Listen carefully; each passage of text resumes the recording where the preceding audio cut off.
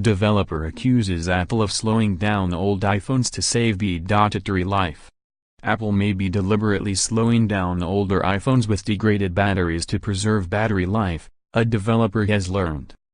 After studying how some iPhone models were performing when using publicly available benchmarks, developer John Poole found that the phone's performance could vary wildly, depending on what software it was running, with many individual phones performing much worse than the standard benchmark established when the phone was brand new. See also, the top 10 tech stories of 2017. The lithium-ion batteries in smartphones and other devices degrade a little every time they are charged and discharged.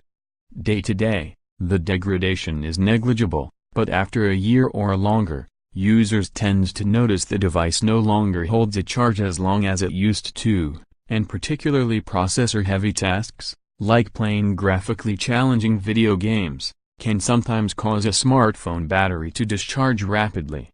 Poole founded Primate Labs, which created Geekbench, the smartphone benchmark tests that are the de facto industry standard, and his assessment looks at the iPhone 6s and iPhone 7 specifically.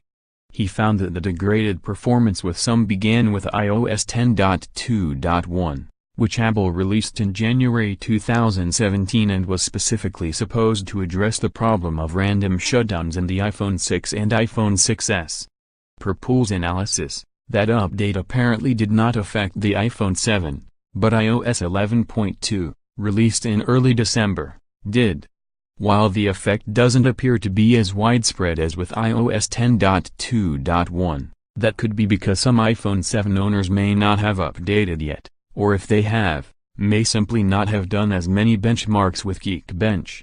Poole agrees with the conclusion of the Reddit thread that inspired his study, that Apple introduced throttling for devices whose batteries have degraded, probably to prevent them from shutting down unexpectedly when the battery still shows significant capacity.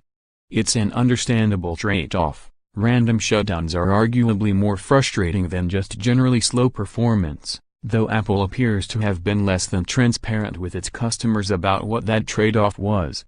Some Reddit users whose phones were affected by the throttling said they saw improved performance when they replaced the battery, which requires visiting an Apple store or sending the phone to Apple. However, since iPhone users wouldn't know why their device is slowing down and may not even know they can replace the battery, they are much more likely to replace the entire device. We've contacted Apple and will update this